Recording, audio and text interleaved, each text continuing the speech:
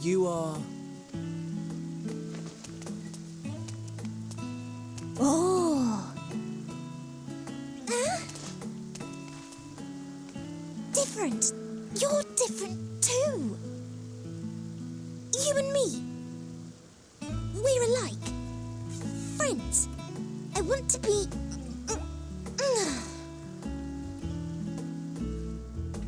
Wait. Please. Wait.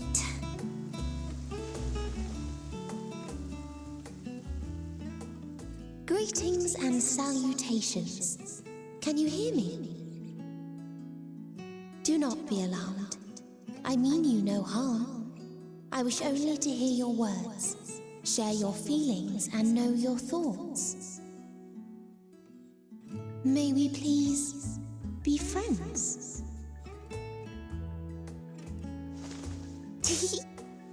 May we please be friends?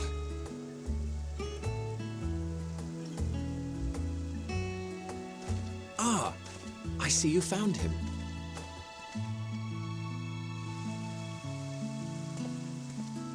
Hythlodaeus. It's been a while. Too long, I think. Too long indeed for close collaborators. On this blessed occasion, I bring not only myself, but others who long to speak with you.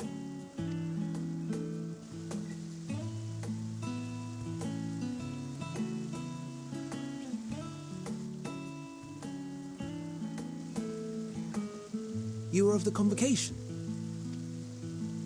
Emmet Selk at your service. Do I have the honor of addressing Hermes, Chief Overseer of Elpis? You do. You have traveled far for it. Given your facility's purpose, its remote location is something of a necessity. Would that I didn't have to rely upon a guide. Oh, you wound me. Have I not ever been an attentive and helpful friend? But moving along to more agreeable company, this one we chance to...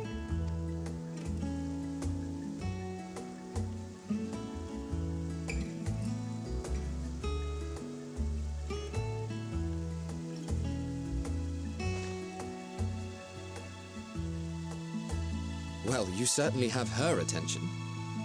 Is she one of yours, Hermes?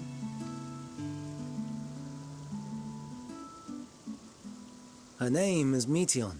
It means shooting star.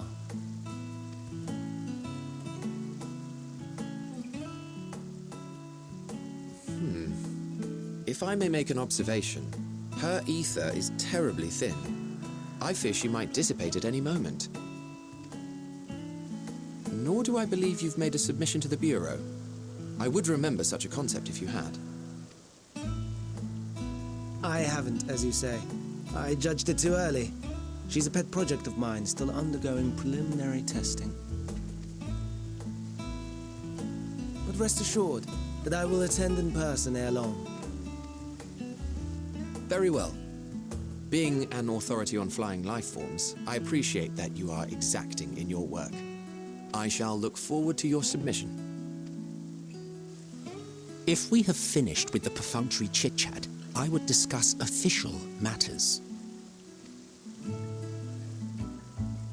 By my coming, I trust you already anticipate the subject. I have an inkling, yes. Please wait to the main building yonder. I shall join you as soon as I've returned these creatures to their homes. What's wrong, Hermes? The Nemestoma is missing.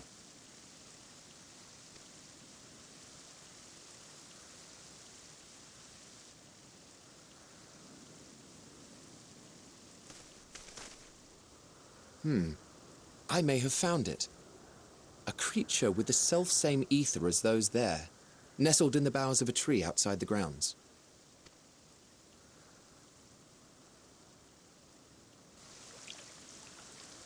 You're saying they can climb with their sorry excuses for limbs? The fashion has been to imbue aquatic creatures with the power of flight, ever since the words of Metron created a sky-swimming fish. The Ambistomas too can fly, if only slightly, and they could conceivably climb a tree. Whether they can come down safely, however.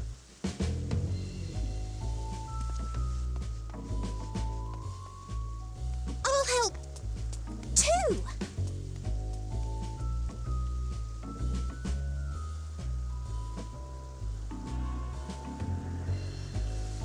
And what are we supposed to do with this lot?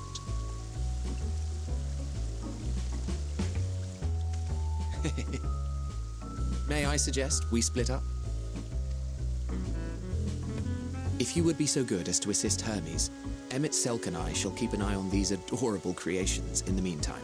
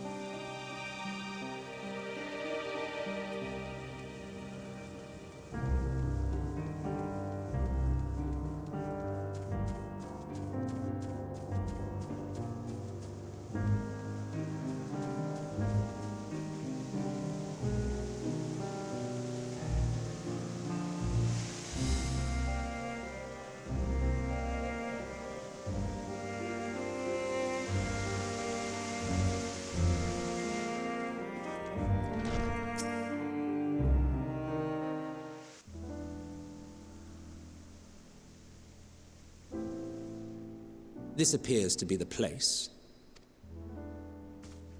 And here is where we part ways. We will be discussing highly sensitive affairs. Only a select few may be privy to such knowledge, and that does not include someone who cannot or will not divulge their origins.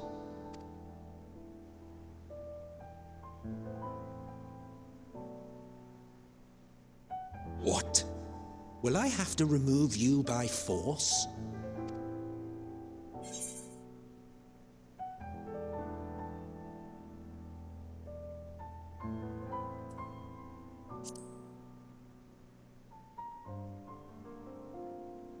Let's hear them then, these reasons of yours. Who knows? If I deem your mysterious cause worthy, I may even be inclined to offer my assistance. I do not object to her attendance. Hermes, this is highly irregular. Perhaps, but I believe she can be trusted. Meteion would not have taken to her so quickly otherwise. Moreover, the presence of a third party may help me to maintain composure.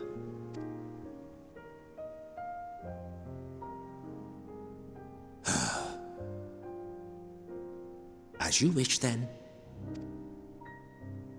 Behave yourself, do you hear?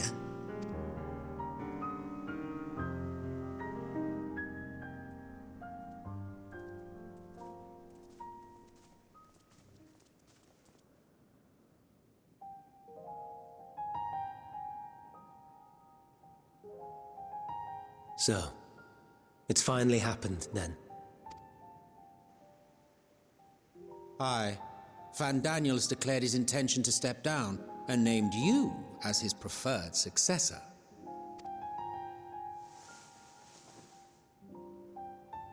In recognition of your knowledge and your works, the Convocation is giving the recommendation due consideration.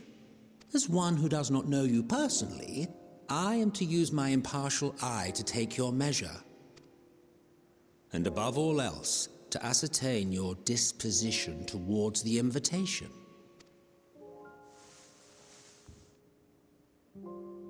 I understand that you and Van Daniel are close. He himself was once chief overseer of Elpis after all. I should not be surprised if you knew before anyone else that he wished to relinquish his office. I did. He told me that when he fulfilled his purpose, he wished to pass the torch to me. A torch you seem none too pleased to accept. Are you so averse to serving on the Convocation? No, it's not that. For a humble researcher like myself to even be considered is an honor beyond words. No. What troubles me, what I struggle to come to terms with, is the very fact that Van Daniel is stepping down. Does this not mean that he will return to the Star?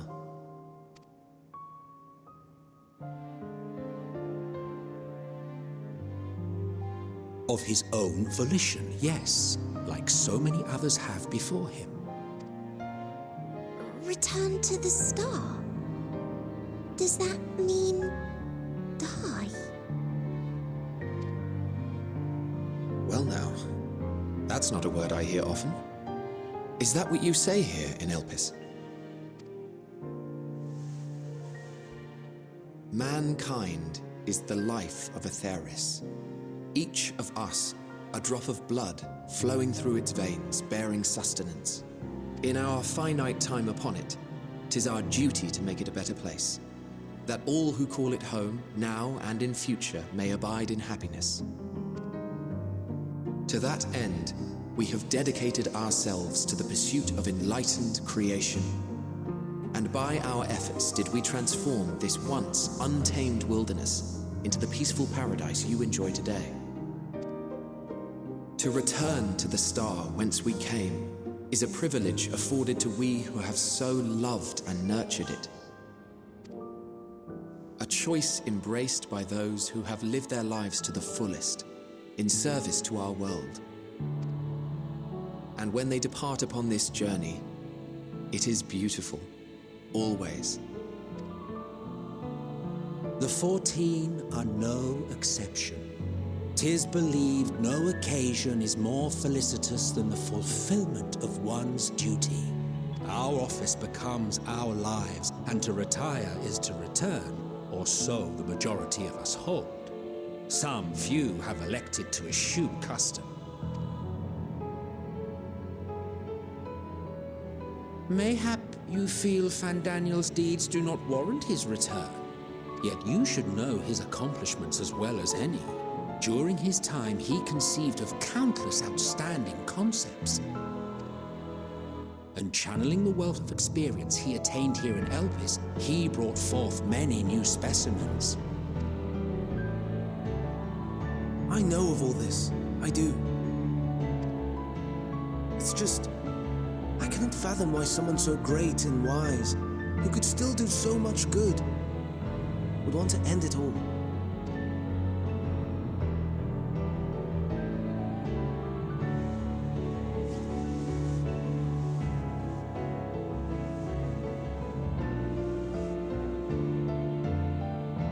Oh no, I've made her upset. Forgive me. I know I requested your presence. Might I trouble you to take Meteion outside? A change of scenery would do her good.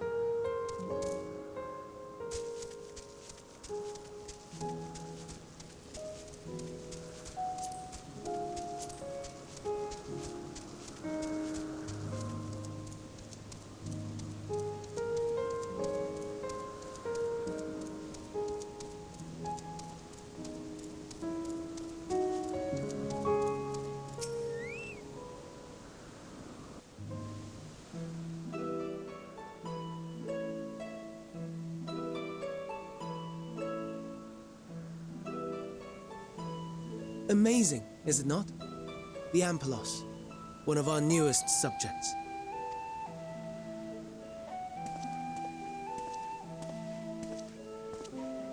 So, how are we coming along?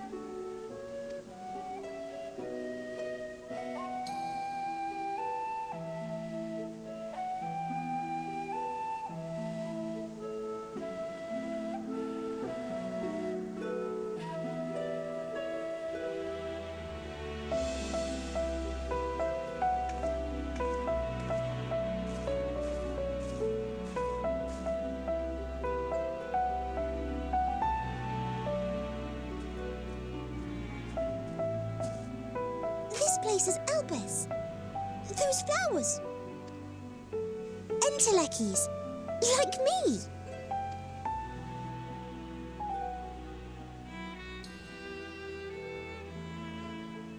They are a product of Elpis, and so named for their birthplace.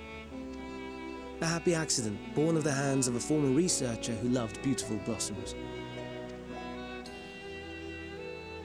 Unique for how they change color, to reflect the emotional state of those nearby. Though be it here or elsewhere, They are seldom seen in any hue save purest white. Reflect the emotional state, you say? By what means do they achieve this? In creation, there exists an energy wholly apart from ether, one driven by emotions. In like manner to how we manipulate ether, this flower is subject to the influence of said energy. While it has no will of its own, it is sensitive to the prevailing emotion in the vicinity, and reacts by altering its color and vibrancy.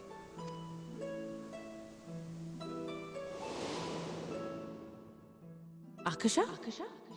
It is one of the unseen energies defined by Harnish alchemical theory. Though a gross oversimplification, some describe it as an essence influenced by feelings.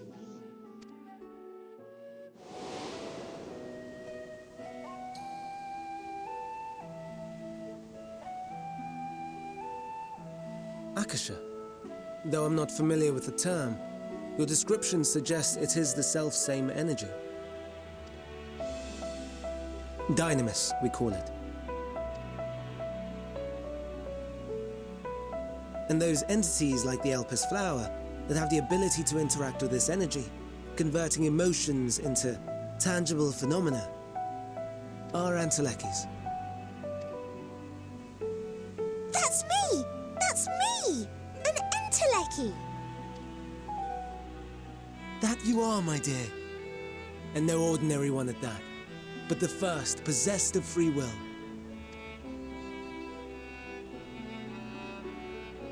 Wait, a form of energy other than ether? Dynamis? I've never heard of such a thing.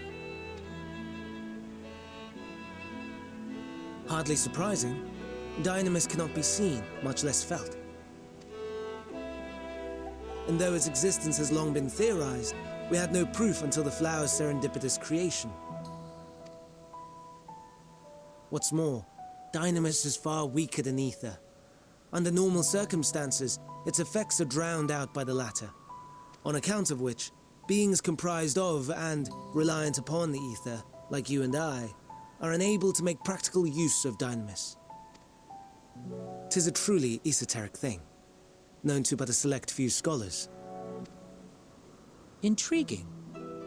Then, given the limitations you described, why create Meteon?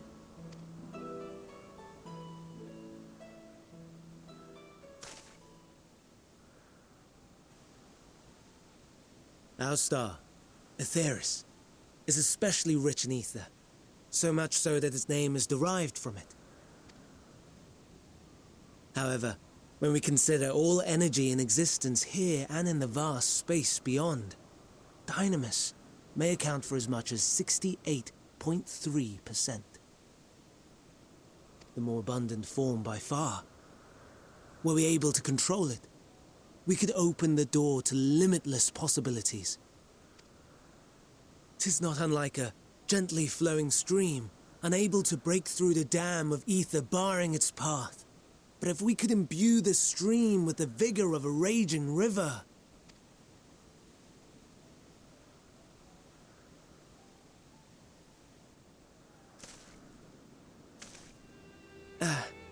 Not that I have such grand ambitions. Nay, I merely wish to create a being that could traverse the great expanse.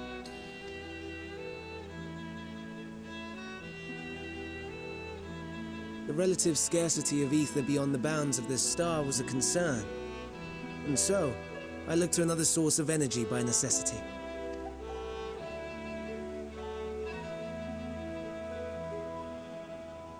That being Dynamis. No wonder her ether is so thin.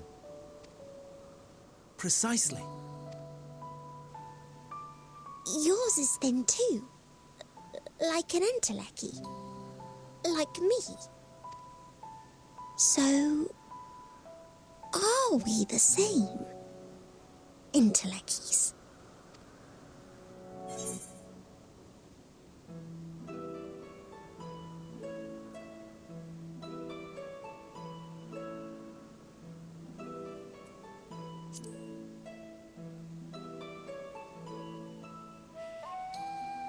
Well, aren't we ungrateful? Mayhap I should revert you to the pathetic, faded thing you were. A deficit of ether alone does not an Entelechy make. It would, however, make it easier for you to interact with Dynamis. And limited though its influence may be, this quality could prove the difference between victory and defeat.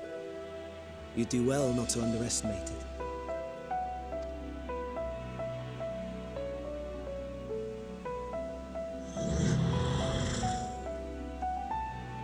Oh dear, I'd forgotten about the poor fellow. You must excuse me a moment while I go and verify a few more things.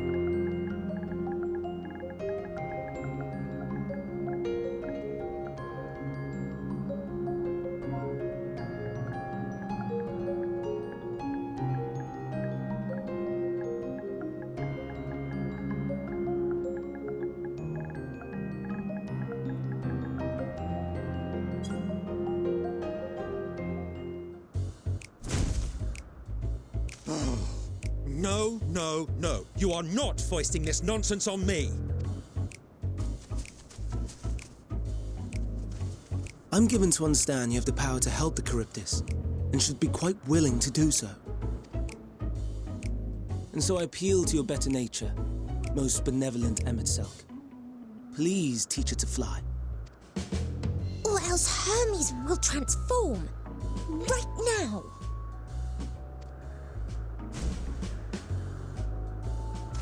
Now, there's no need to go quite that far. Altruism is its own reward, as I'm sure he would agree. Oh, would he now? And who contrived to put me in this position, pray tell? Nothing so devious. I merely suggested a possible course of action.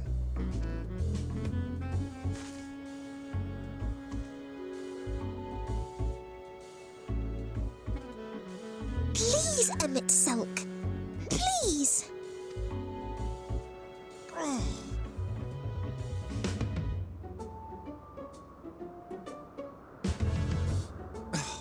I did not come all this way to play nursemaid to your creations. I'd thank you to remember this favor and let it be the last.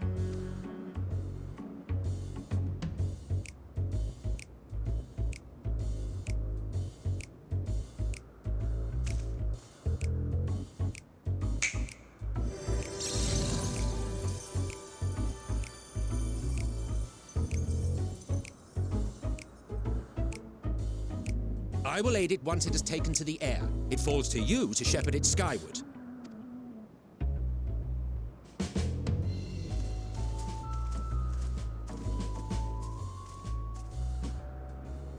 Well, let's relax and enjoy the spectacle, shall we?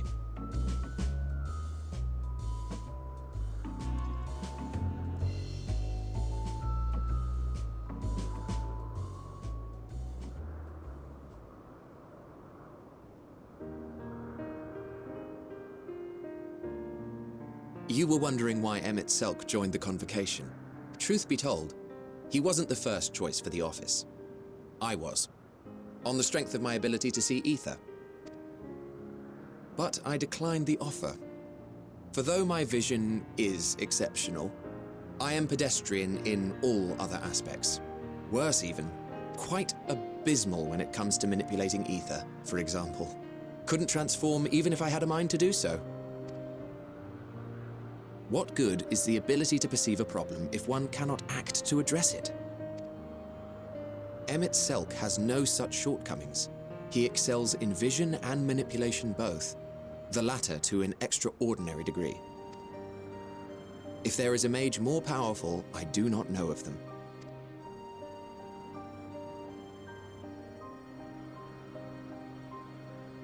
Thus did I recommend him for the office in my stead. And I wasn't the only one. Far from it. Countless others vouched for his skill and character. People the world over, to whom he had previously lent a helping hand. Oh, how surprised he was. Claimed he hadn't done anything remarkable for anyone. Modest to a fault. He deserved every bit of acclaim he received. Yet he may well have gone unappreciated were it not for a mutual friend. A singular soul who can't help but involve herself in the business of others. Where she walks, excitement is certain to follow. Her antics irritate Emet-Selch to no end. But much of his grumbling stems from genuine concern. When our friend calls, he never fails to answer and lend his talents.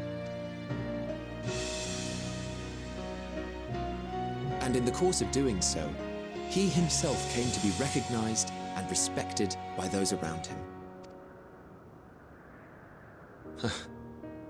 They are truly remarkable individuals, and I'm proud to call them friends. To help them realize their dreams. This will be my greatest contribution to our world, and when they have fulfilled their respective purposes, so too shall I have fulfilled mine, and together we may return to the star. Look at me, spilling my innermost secrets. I can't seem to help it with you. I can only assume it is due to the color of your soul. I just don't understand how you can be so alike and yet so different. Well done, my pet. Well done!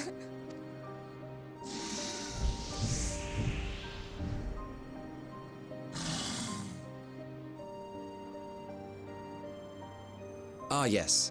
I dare say the Charybdis will be fine here on. Why don't you go and signal to Emmett Selk? Let him know that his arduous task is at an end.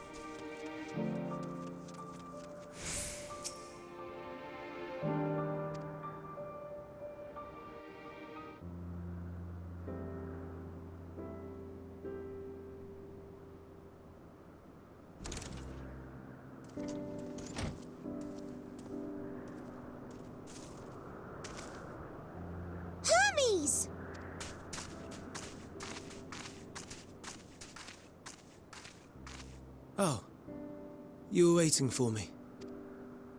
You've finished talking?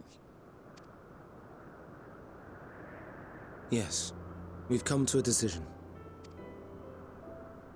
My thanks for keeping Meteion company. Emet-Selch and Hythlodaeus have already retired to their rooms. There is room for you too, if you would follow me. Wait! I want to show you something first.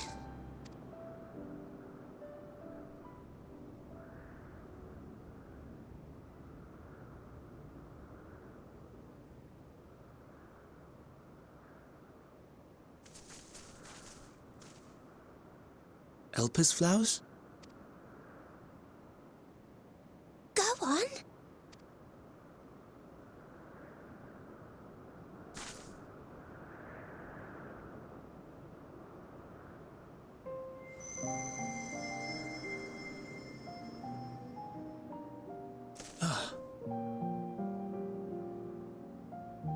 You're not the only one, Hermes. Others feel sad too. You're not alone. I see Meteion has shared much with you.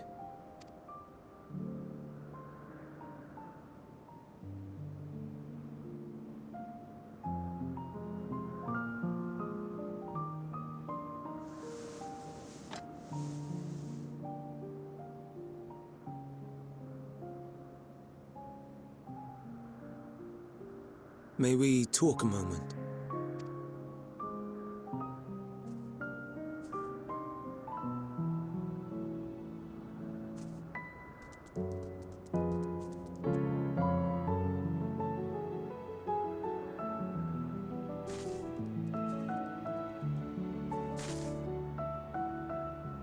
I do not think it wrong that we live for the star, that we strive to make it a better place. And yet, in carrying out my duties here, there are times when I am plagued by doubt. Do you recall what Hythlodaeus said when we first spoke of my nomination? Death is the privilege of those who have fulfilled their purpose, a choice they embrace of their own free will. And when they depart, it is always beautiful. Perhaps it is, but only for man. Creations that he deems useless are discarded with nary a second thought. Some scarcely born into the world, afforded a handful of breaths before life and potential are abruptly extinguished. We make an effort to spare them the pain, but they sense what awaits. Rage and anguish and cower and fear, and it is not beautiful. Yet no one cares. No one. So fixated are we upon the duty that we do not pause to question the method. Pain and suffering, confusion and despair, writ plain in the eyes of those poor creatures. Yet no one sees. We turn a blind eye and carry on in blissful ignorance. Not amiss. And always, always the blossoms shine pure and white. A contradiction so blatant I could scream, want to scream. How can you all accept this aberration? Then I wonder, am I the aberration for thinking thus?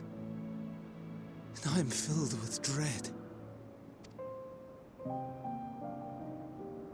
But now I know I'm not alone. Not the only one for whom the flowers weep. I won't ask what you thought as you kneeled beside the Elpis, or if you only did it at Meteion's insistence. Nevertheless, I thank you. To know that you too have experienced suffering is a comfort.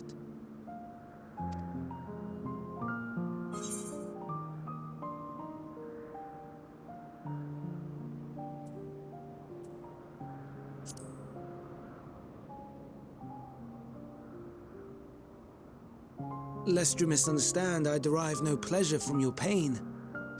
It's just the fact that you are still here in spite of your suffering gives me heart.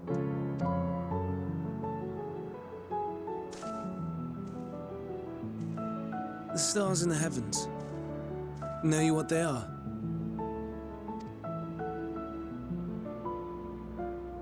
Though it is too far to tell, each glittering light could be a world not unlike Aetheris. A world filled with life. So many stars, so many lives. For us, there may be no higher purpose than to live for our world. But what of the other living beings out there? What is it that gives their lives meaning? That drives them day after day after day? To pose that question to our undiscovered cousins, I created beings of Dynamis, who can traverse the vast emptiness between the stars. Meteion and her sisters. Aye, sisters. She has a great many of them, and they have already departed on their journey, traveling to one star and then the next in search of life. As one might expect, exploration on such a grand scale is rife with difficulties, and thus far I've naught to show for it. But I have faith that we will make some manner of discovery ere long. And when we do, I should be glad to share our findings with you, in gratitude for your kindness. It's getting rather late. We had best find our beds. It would not do for both of us to be sleep-deprived on the morrow. Come, Meteion. Let us head back. All right!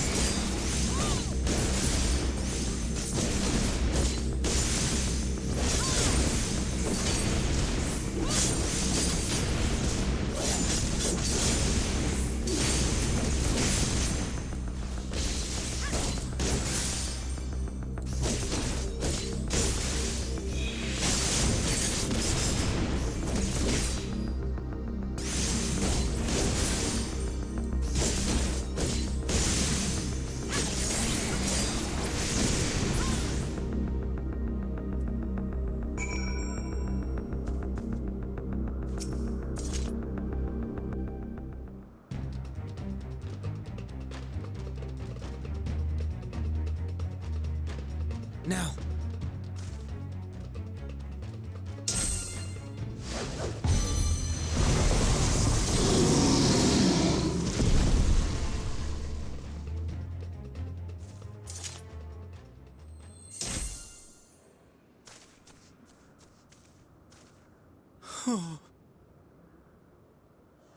Forgive me. Please, forgive me. May you and your kin find peace. Wherever your souls may drift in the underworld, may you find tranquil seas.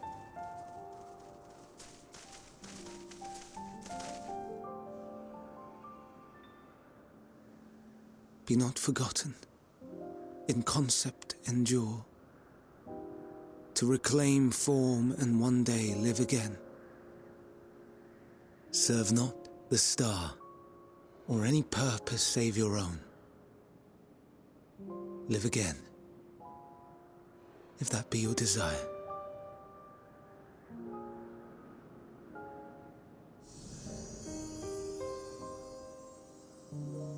Hate, if that be your want.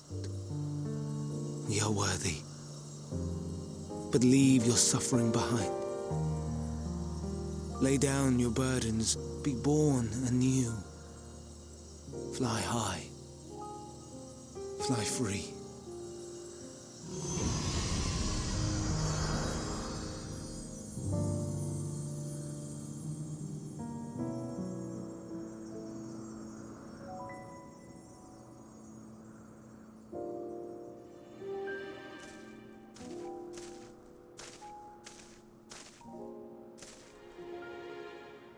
Join the convocation, Hermes.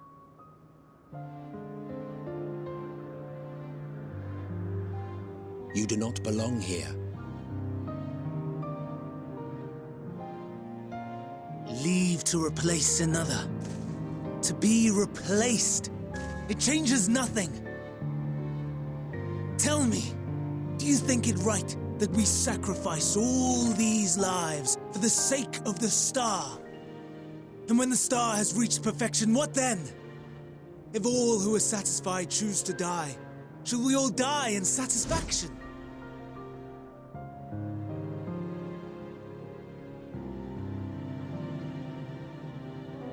I do not know. Were I to take up the seat of Fandaniel, it would be tantamount to approving my predecessor's death. I do not know if it is right.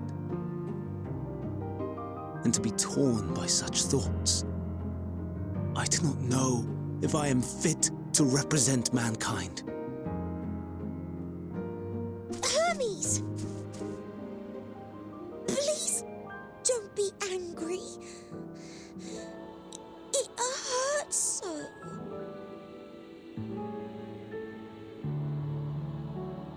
Forgive me.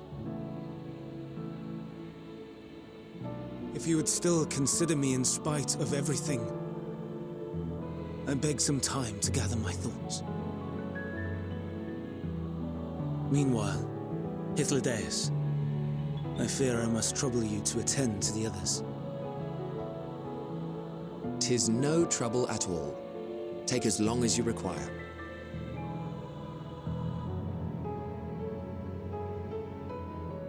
And you, my friend, I pray you find that which you seek.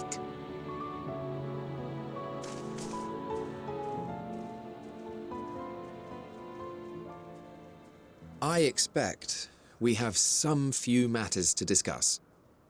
Shall we return to the 12 Wonders for a time? Aye.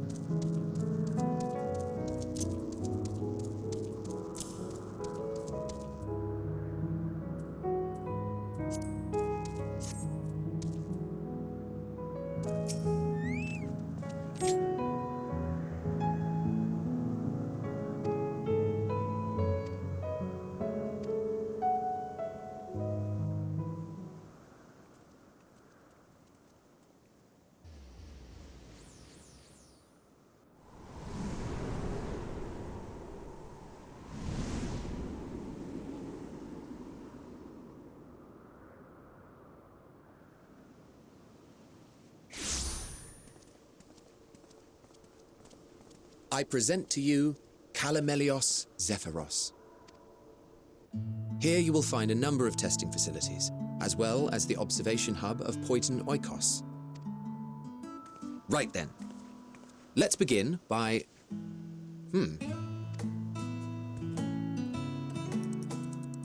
Well, well, an Arrhaeus. How delightful.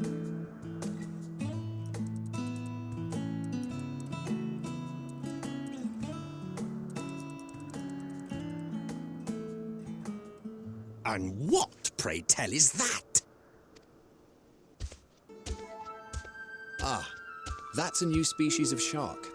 We approved the concept but a few days ago. Sharks are among the most popular sea creatures. Rare is the day when someone does not submit a new concept. At first, they were largely orthodox, consideration given to such things as size and environmental impact, and then a whimsical someone thought to bestow it with flight, another superior intelligence. And then the floodgates burst, concepts with multiple heads, or arms and legs, and so on and so forth. It was getting absurd. A part of me wanted to tell them to go away and find something else to create, but in the end I couldn't deny their passion. And here we are.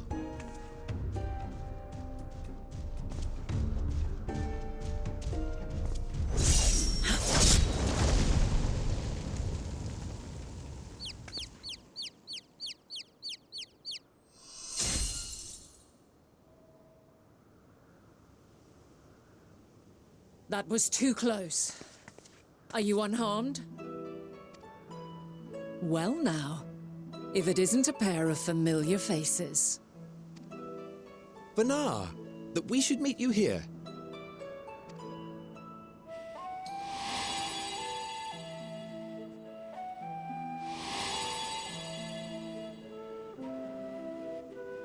As I mentioned earlier, the better part of the convocation holds that when we retire is when we return to the star. Well, she is not among said majority. Even after stepping down, she carries on with her work. Vanar is her name, and she is the previous Azem.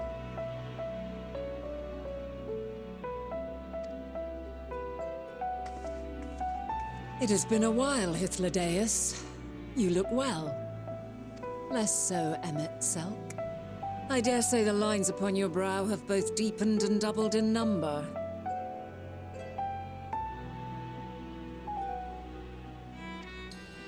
A shame for one so young. You must make an effort to frown less often.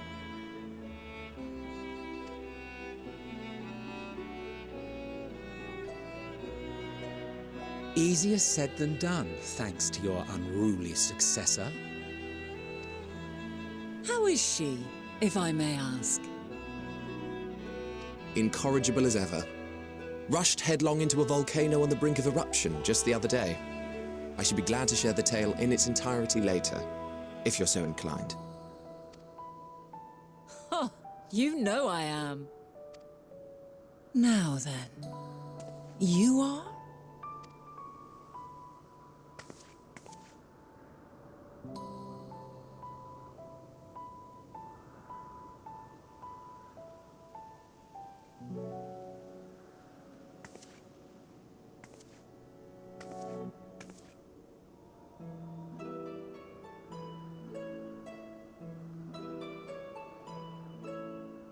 I say, have you perchance come from the future?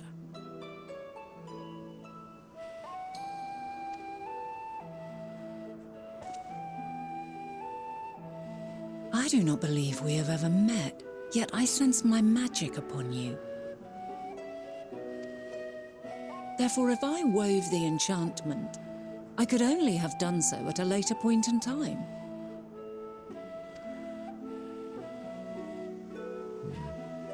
What manner of magic is this, if I may ask? A traveler's ward, of course. It prevents the corruption of one's ether.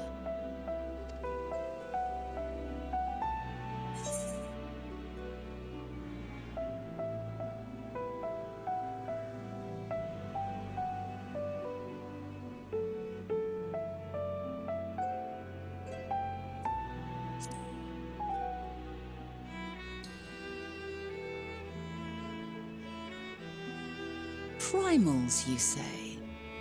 But I'm not familiar with such beings. But if they enthrall by warping the balance of ether, then yes, the magic would afford you a measure of protection. I gather from your question that you are not ignorant to its presence. Hold on. From the future? That's absurd.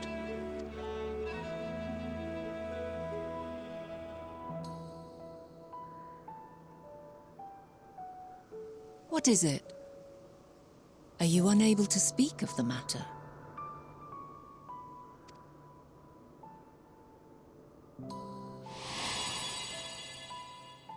The reality to which you must return exists as a result of the final days. You cannot reshape the past to undo the tragedies of the present.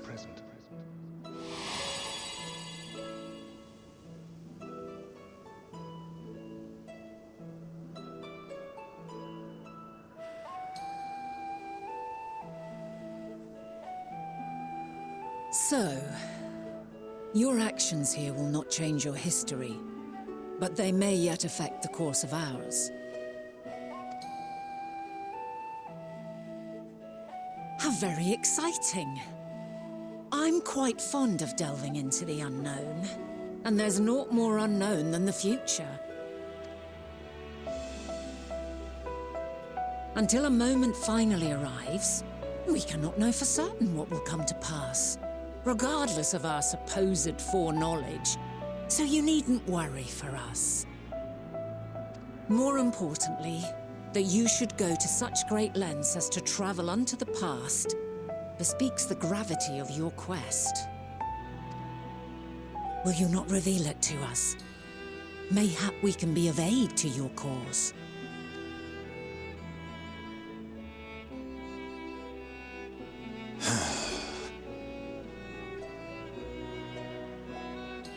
If this is true, then you've been keeping quite the secret to yourself.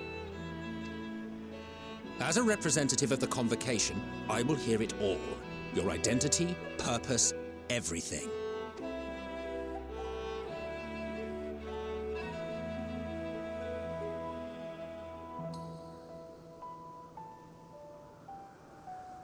Why don't we move to a place more conducive to calm conversation?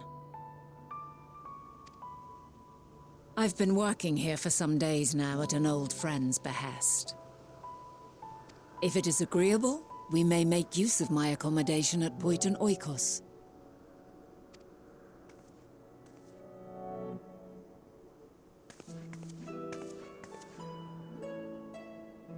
We were meant to meet. I am certain of it.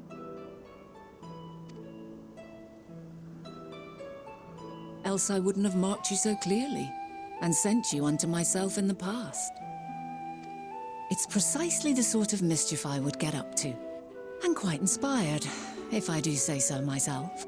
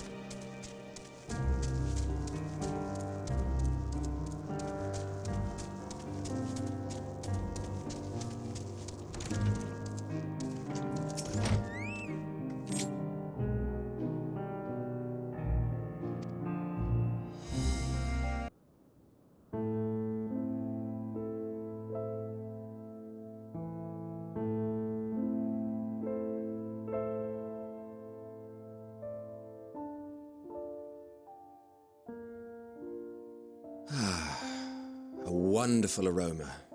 I feel more relaxed already. Would that I had sweetmeats to offer, but I travel light out of habit.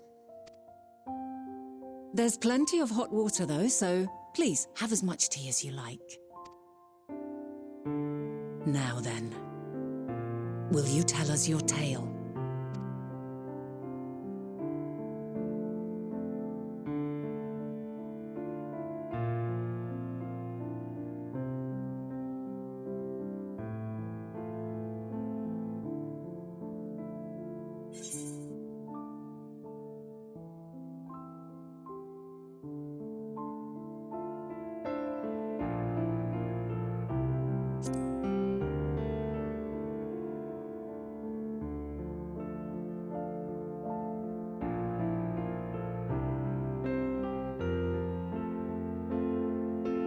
Why don't you start from the beginning?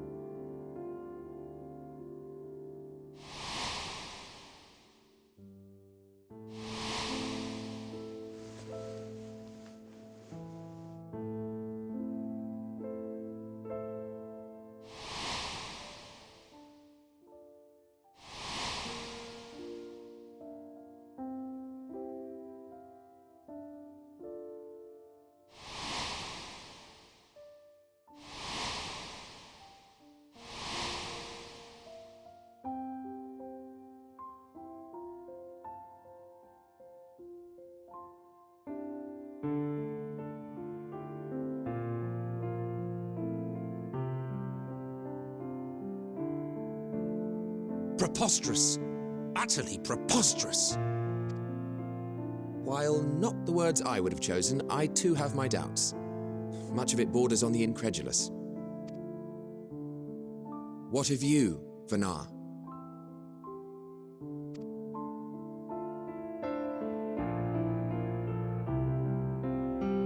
Not knowing the precise details of the first final days, it is difficult to determine the veracity of the tale. Supposing it is all true, I must ask myself why I would do what I did. Why would I feel I had no recourse but to oppose the 14 and create this Hydaelyn? Circumstances change, of course, but it would not have been an easy decision regardless. No, there must have been a reason. One compelling enough to force me to take such drastic measures. Then there is the Elpis flower, which I said would serve as a guide.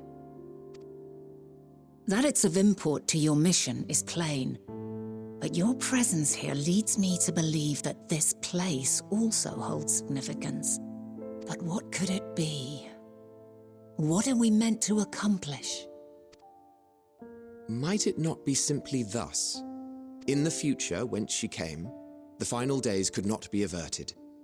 Mankind has no choice but to flee the star. By alerting us to that eventuality, perhaps you wish to pave the way for other futures. Theoretically speaking, it is a possibility. Yet if that were my primary objective, I see no reason to guide our friend to Elpis specifically. The capital in Amarot, or even my own home would be more logical destinations.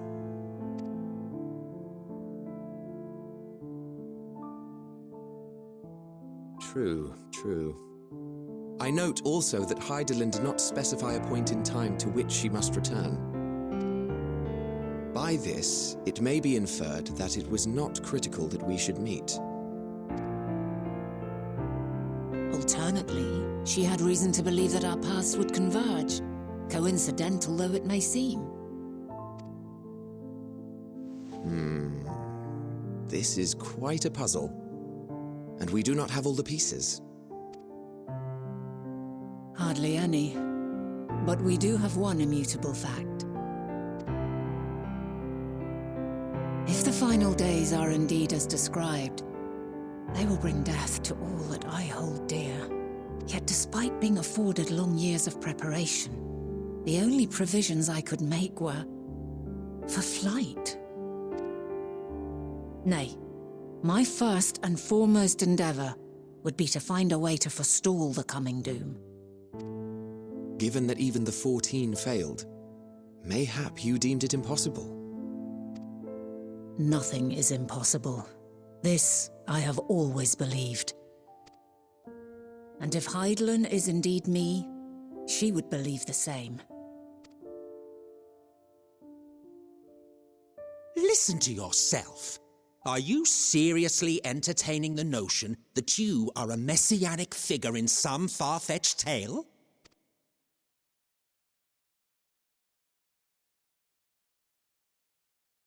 Well, I will not. I refuse to accept that our world could be undone by some unforeseen calamity.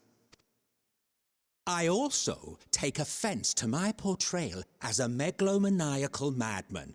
To sacrifice oneself for the star is a noble act, and I would hold those who gave themselves to this zodiac in the highest esteem. Yet, you claim I recreated Amarot and populated it with phantoms of our people? A bizarre indulgence that would be insulting to their memory. Worse still, I even invited you there. Literally invited my own downfall. Why would I do something so idiotic and inexplicable?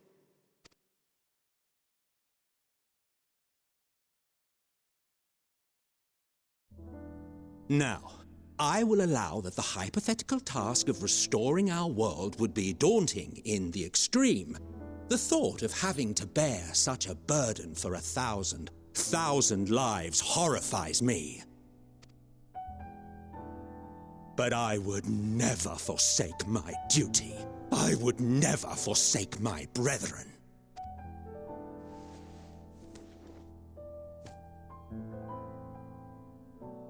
You do not know me. I've had my fill of your fiction. I will return to my duty, and you will not bother me again.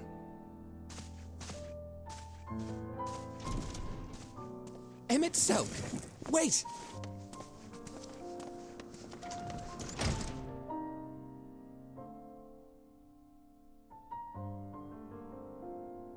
You've seen much of Elpis already. If you have any observations to share, I should like to hear them.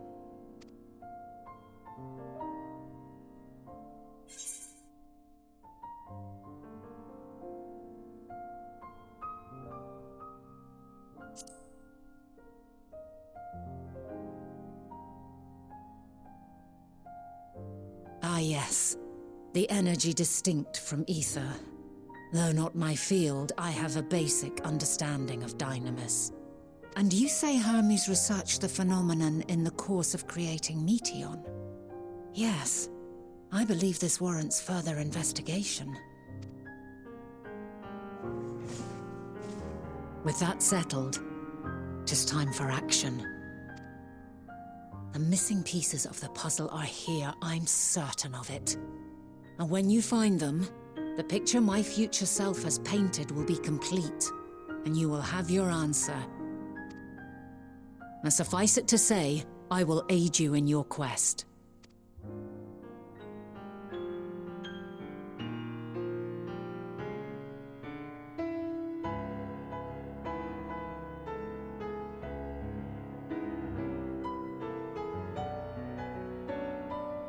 Have faith. If Emet-Selch is the man Azum described to me, we've not seen the last of him.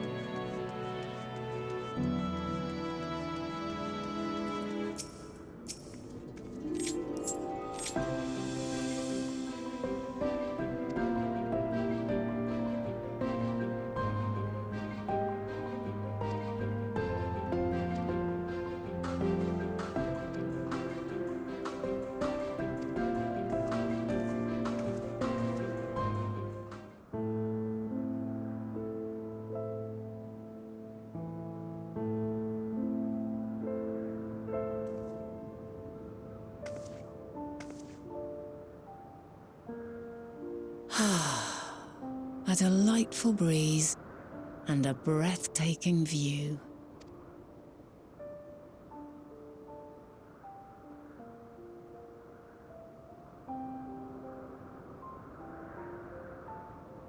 What is it like in the future? Is the world still a beautiful place?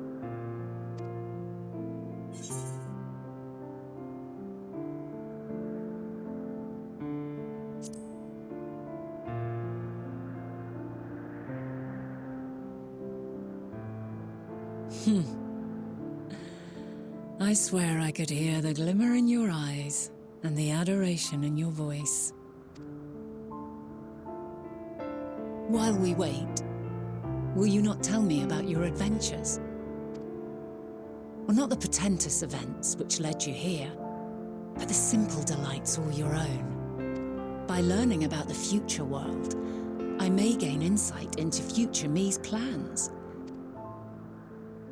But more than that, I have an interest simply as a fellow traveller. Short of going somewhere oneself, there's naught more stirring than hearing another's account.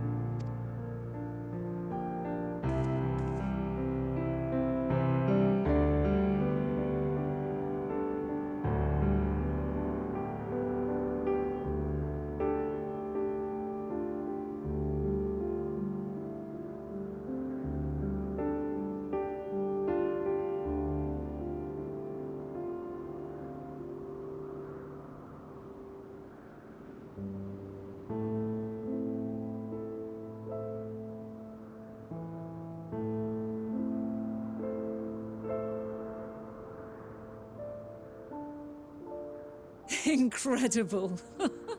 Would that I could have been there to see it.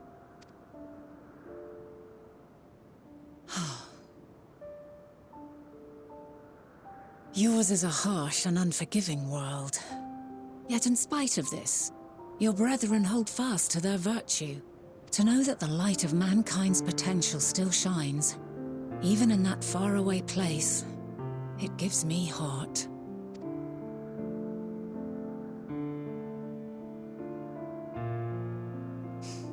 Thank you for regaling me with your tales. I will treasure every word. As you know, I was once a scholar. And among other things, I sought to understand the workings of the world. What exactly is ether? How formed the laws of nature? Whence sprung mankind?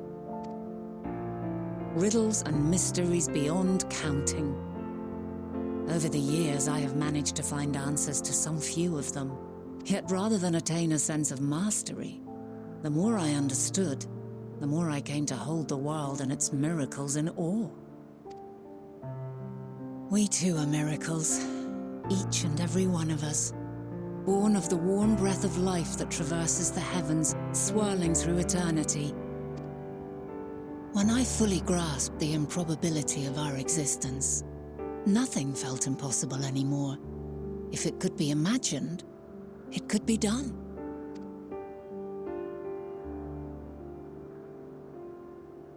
A passion swelled within me, an epiphany dispelling all preconceptions of what was natural and true, and a presence without, immense yet intimate, fate perhaps, holding us in its tender embrace.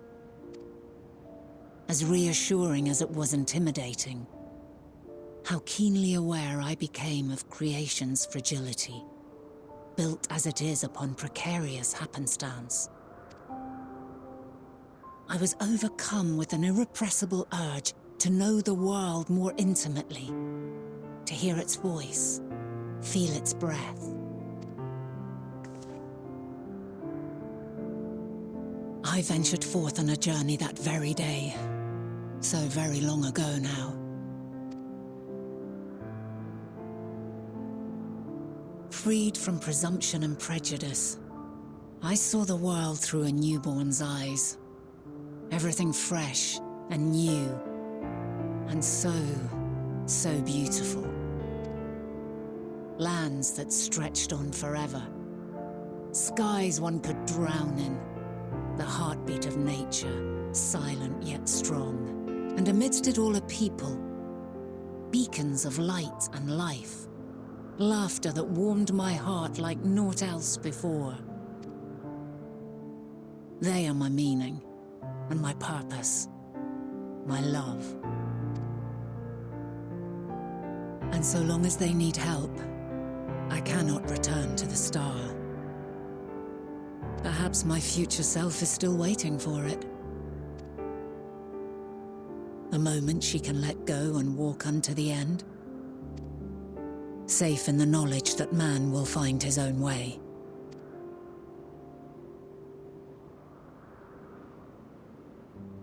You, who are our future, tell me this, and tell me true. Has your journey been good? Has it been worthwhile?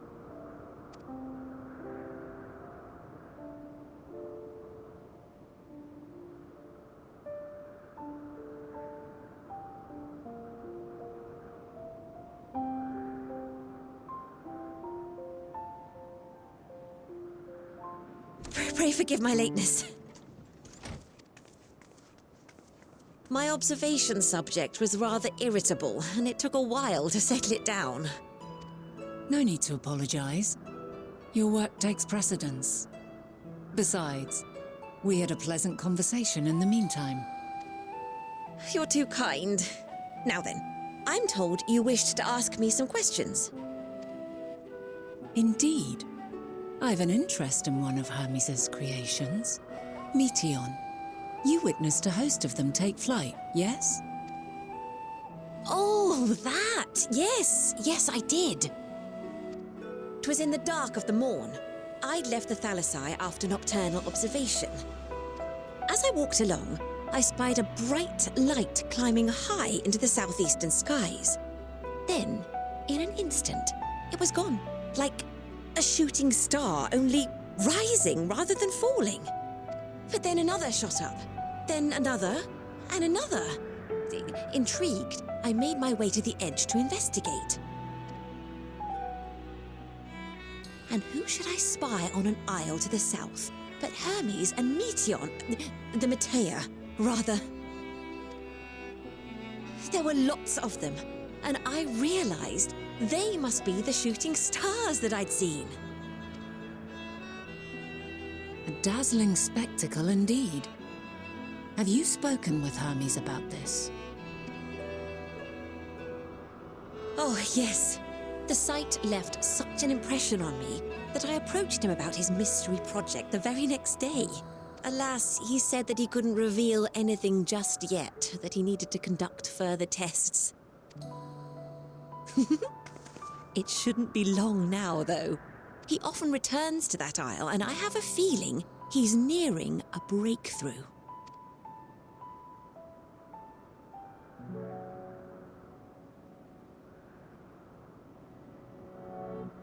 Splendid. We are likewise eager for the details. Well, that is all we wish to ask. Thank you for taking the time to indulge our curiosity. You're very welcome. It's always a pleasure to speak with other inquisitive souls. Oh, and will you be descending now? If so, I shall link the doors for you. Please.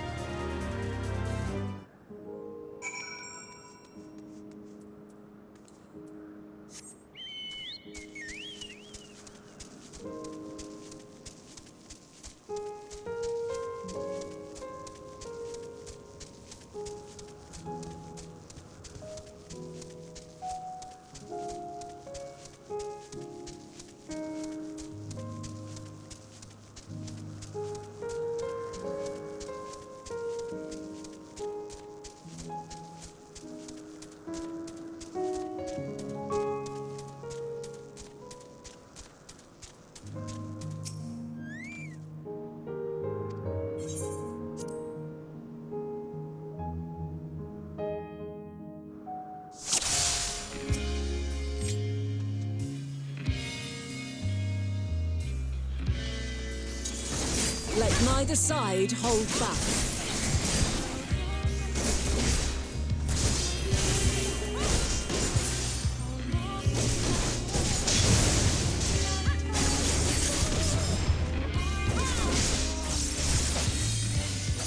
My blade sings!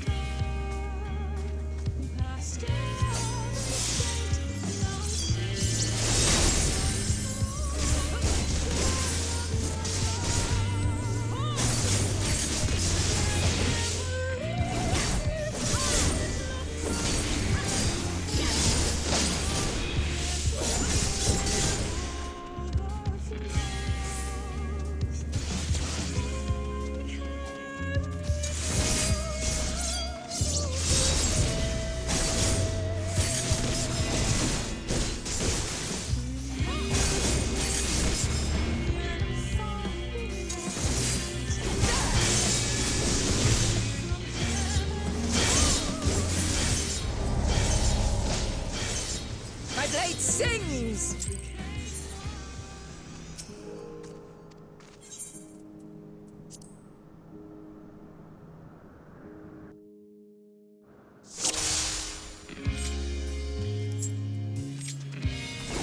Let neither side hold back.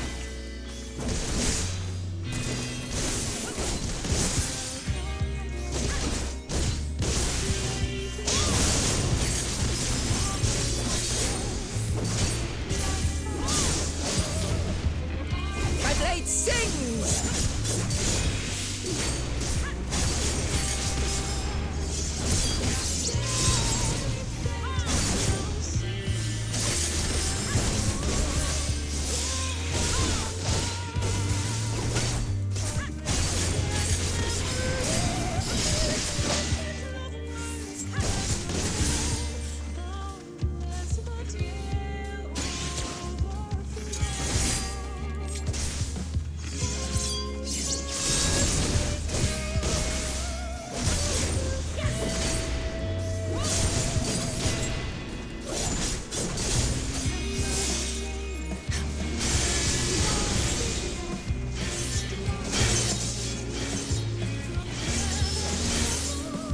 My blade sings!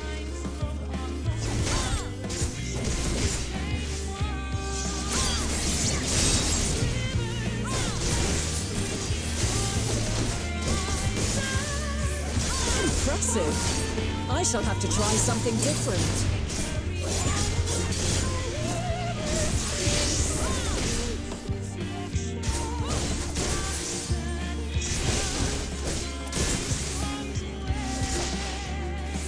No quarter.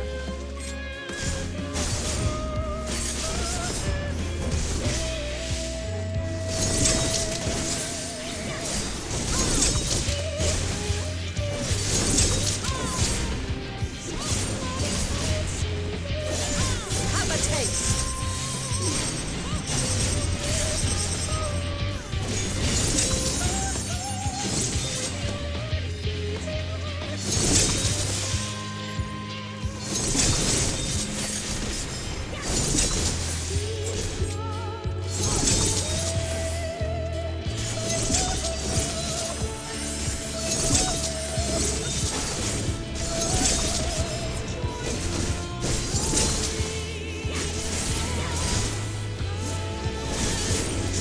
I see you won't be easily overcome, but neither will I.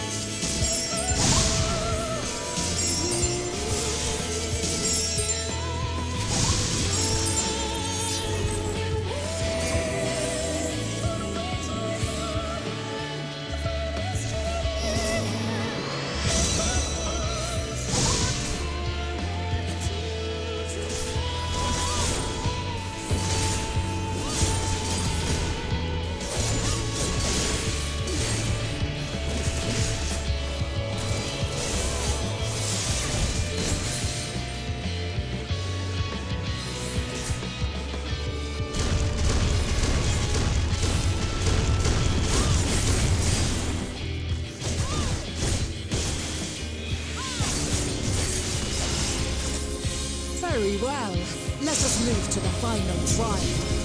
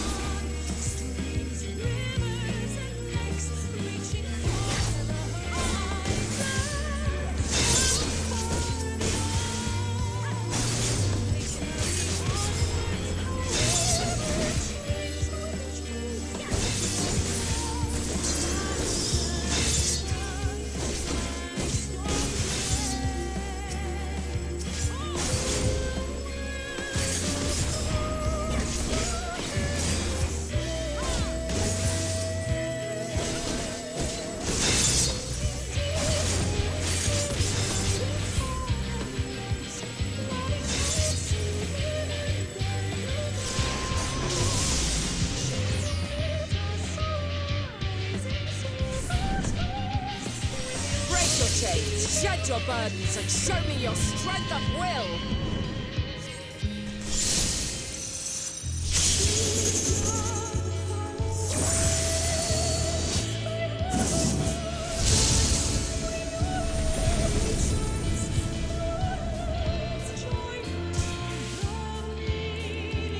You still stand. The people of your time are more resilient than I had dared hope. I have seen enough.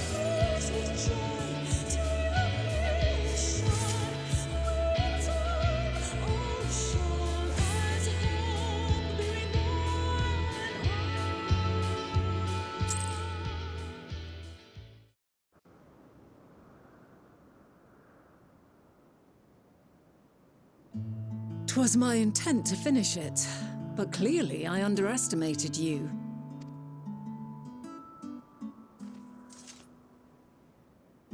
One would think I never learn. I made the same mistake with Azem when we first sparred. Despite being less than half my age, her strength was astounding. As is yours. 'Tis plain you have weathered considerable hardship. Far more even than your tales would suggest. It seems we have both learned much on our journeys.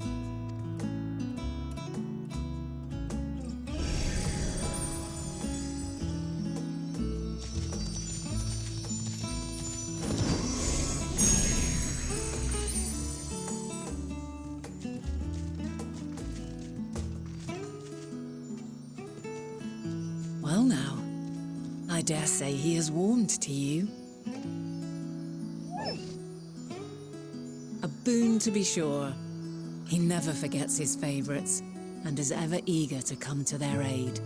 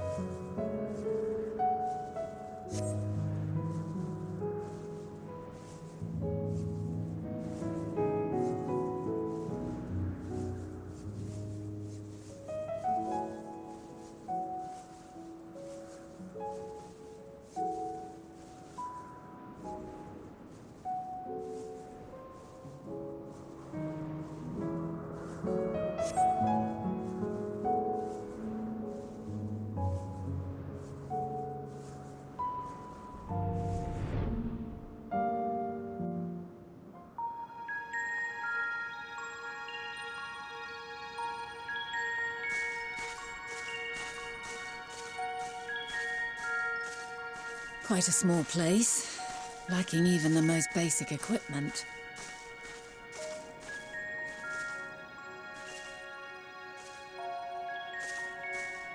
The present may yield no clues, but we may yet try perusing the past. Have you done this before?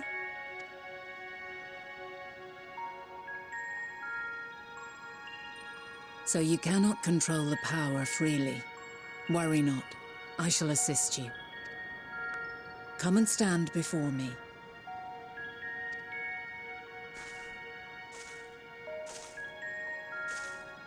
There are two ways to see the past. The first entails peering through the walls of the soul in the moment a subject is recalling a memory. The second requires no subject, and is instead a process of piecing together an event from ripples left in the ambient ether. As memories are etched upon the ether of the soul, so too are they etched upon the ether of the world. In this way can history be preserved. Such memories are given to fading, however, and can prove challenging to visit.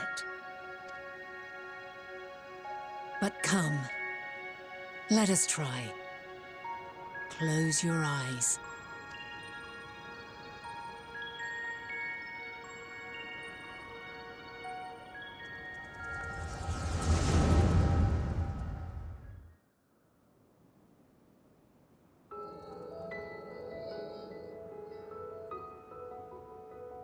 All units fully functional and proceeding on course towards their respective stars. Estimated time to completion of survey is 108 cycles. End of status report. Severing connection with shared consciousness. Did you hear that, Hermes? All is well.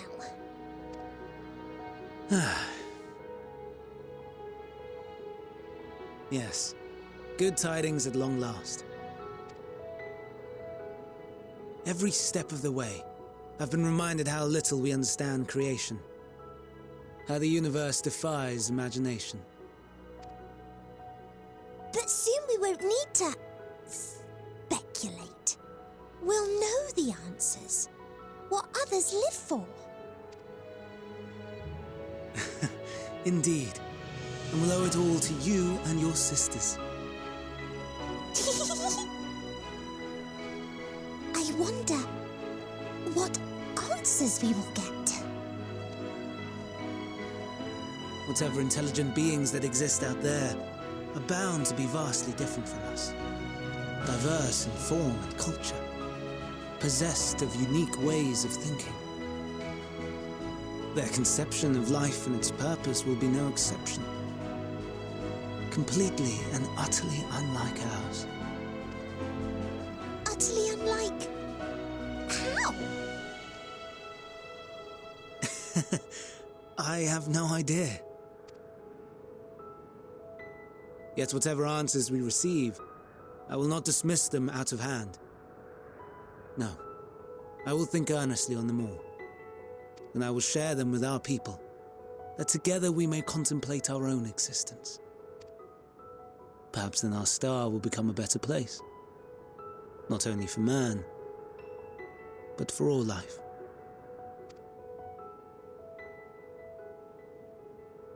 Meteion, though I gave you wings to soar the heavens, I did not teach you how to walk the earth.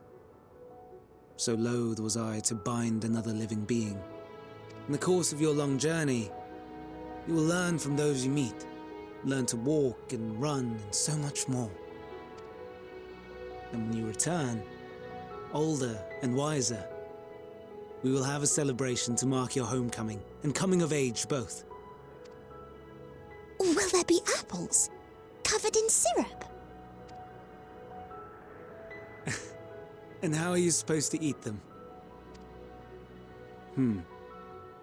Rather than food, perhaps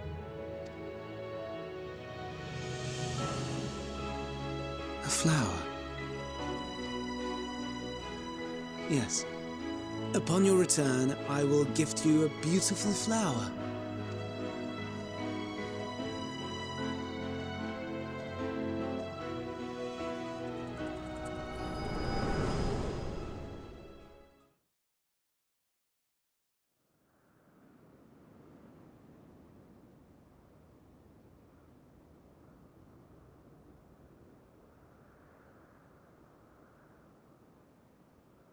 So, what is your opinion?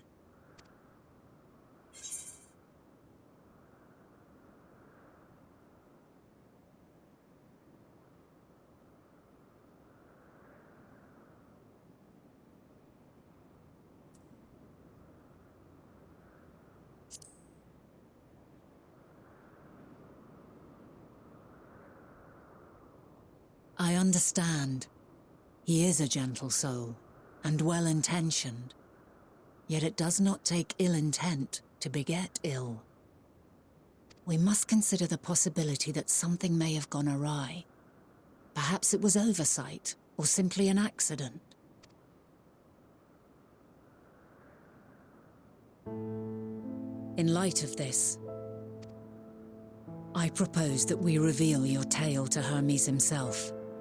If he does not wish for the final days, as we believe, he may well join us in pursuing a solution.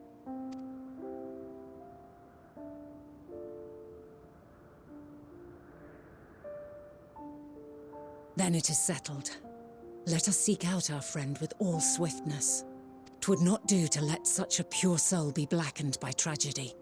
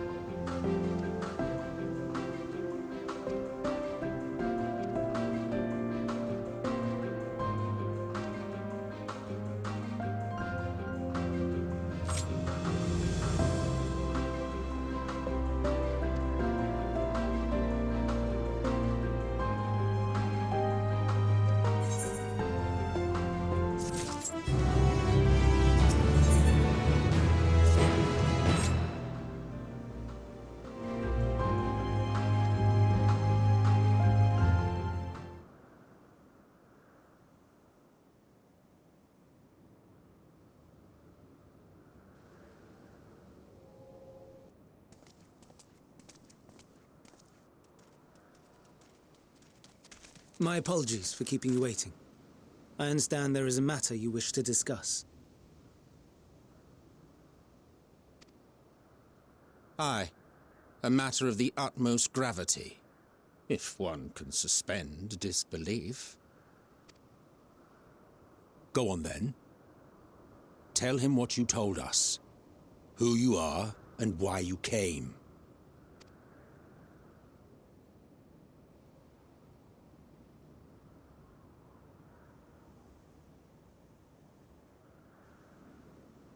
The final days.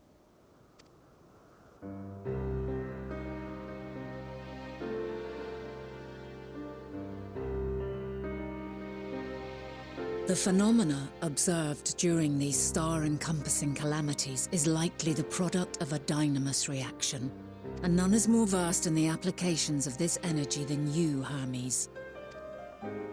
I must stress that we do not believe you would desire such destruction. We come not to lodge accusations, but to beg your wisdom.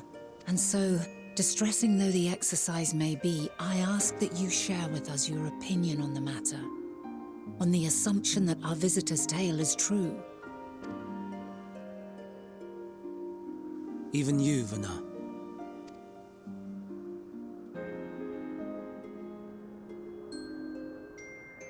As you say, the phenomena observed in the two calamities may both be attributed to Dynamis.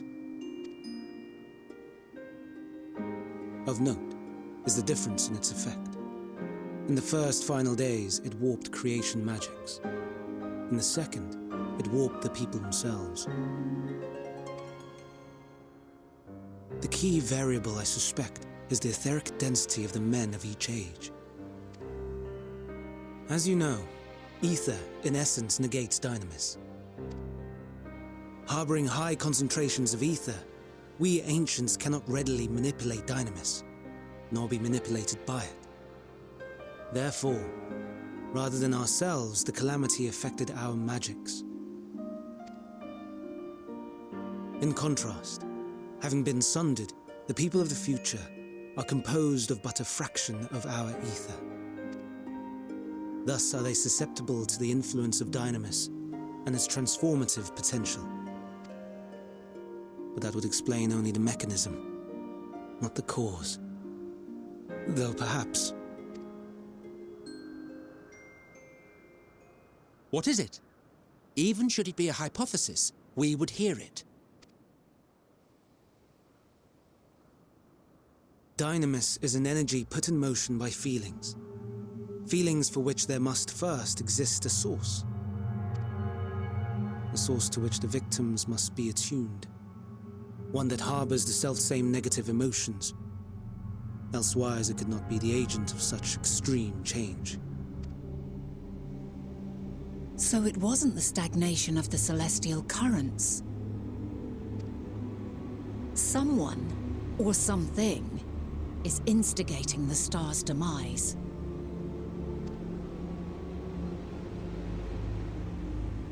So, we've a villain on our hands after all. Any idea who or what it could be? The celestial currents comprise the outermost layer of the star's ether, encasing it like a protective sphere. According to your tale, it was where the currents were weakest that the phenomena first manifested. If the inciting factor came from without Aetheris, then its effects would first be seen in those locations.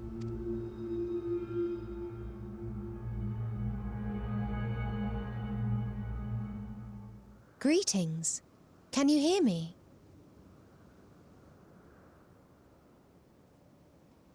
Do not be alarmed. I mean you no harm. I wish only to hear your words, share your feelings, know your thoughts. May we please be friends? Meteion. What is it? Executing scheduled task, suspending individual self and connecting to shared consciousness. Connection established. Commencing status report.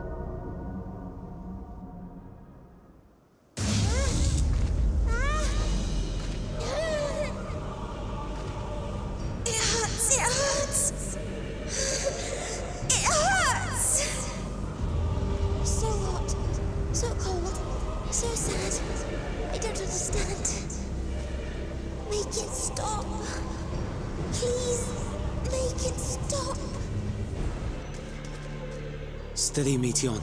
Steady. So scared. So lonely. The pain. It's too much. Why? Why do we... They hurt. Hate. This is wrong. All wrong. She's gone? But how? She has altered her etheric density in order to blend in with her surroundings, an ability for avoiding confrontation. Most effective. Frustratingly so. I can't see her either. Not even a trace. Stay away. Please. This is wrong. My mistake. So please. Are you all right?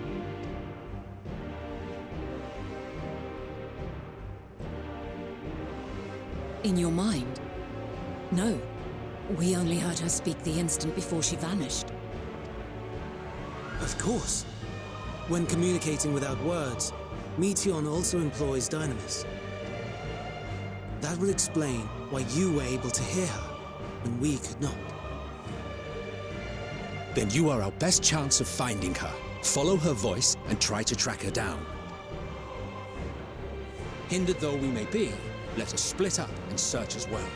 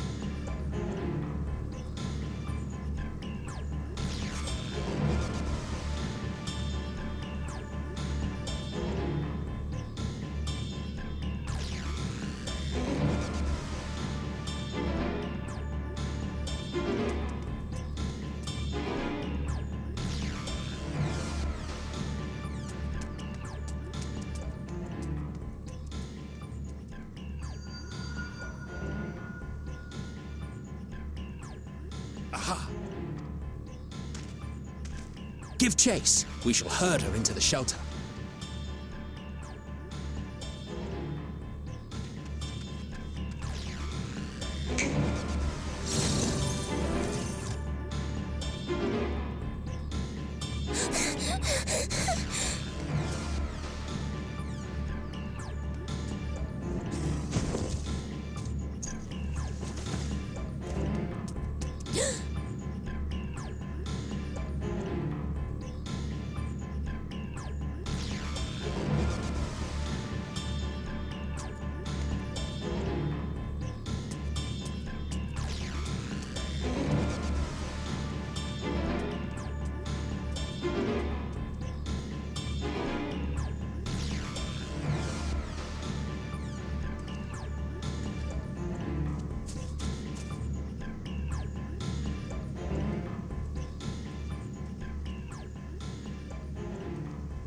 Please, Mission. We must speak.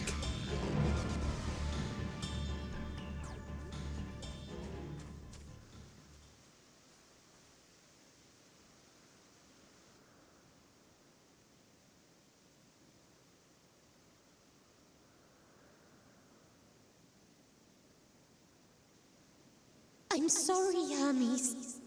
I'm so sorry. If someone can hear these words, then please... please protect them. Protect them all.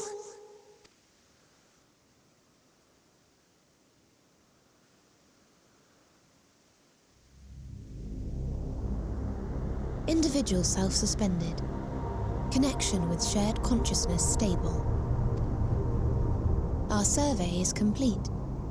We shall now report our findings.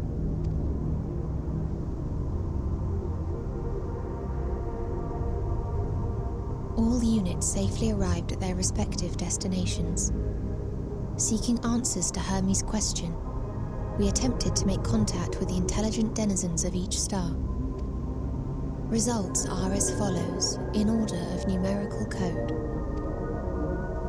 Enna. Traces of civilization found. Structures believed to have served as domiciles. No extant life forms detected. Dio. Ruined remnants of buildings scattered across star, surface of which is encased in ice. Presence of life could not be verified. Tria. Evidence of large population centers, akin to cities recovered. No extant life forms found. Only their lingering essence. Tessera. Edifices surmised to be abandoned residences found. No extant life forms detected. Deadly plague or extreme environmental degradation likely to have led to mass extinction. They are all... dead. Octo. Star found in state of violent conflict. Contact successfully made with inhabitants, but deployment of weapons of mass destruction resulted in total annihilation of local population shortly thereafter. Inea. Star is a barren desert. No identifiable flora found. Bones of living beings resembling men discovered beneath sands, but determination regarding their intelligence inconclusive. Remind me, Hermes, what exactly was the question you entrusted to Meteion? I tasked her with asking what others live for. What gives their lives meaning. Did you consider what may happen if the premise of the question is flawed? To be able to answer it, one must be living and desire to continue doing so. But if Meteion finds no living beings in the course of her journey, or none who desire to live, what then? What answers would she derive from their silence?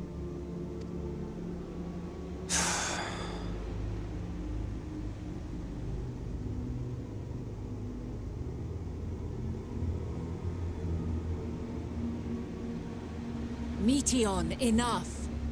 Suspend your mission and return hither at once. Decapente. Local civilization once flourished under auspices of higher power. Said power later laid waste to civilization in fit of rage. Upon revealing this to me, entity elected to self-terminate in lieu of providing answer to question.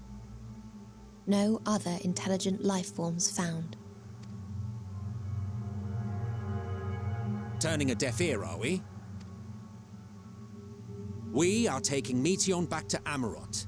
As I understand, we will need her if we are to bring back all of her sisters. Yes.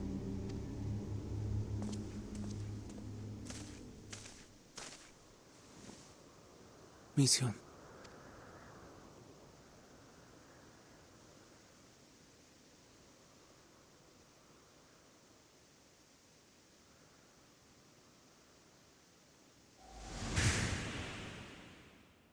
It isn't right, is it?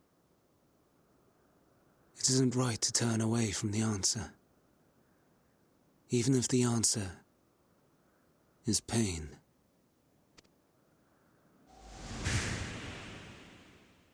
Even if we aberrations must scream ourselves hoarse to be heard.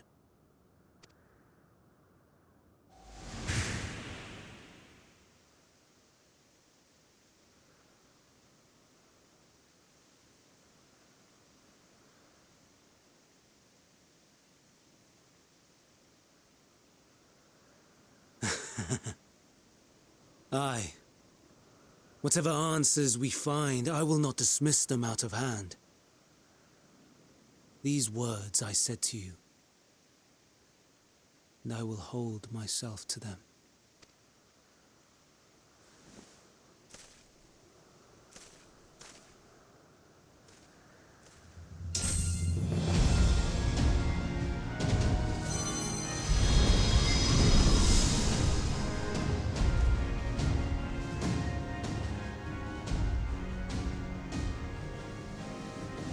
What is the meaning of this? You cannot take Meteion, not until she has finished her report. All else must wait.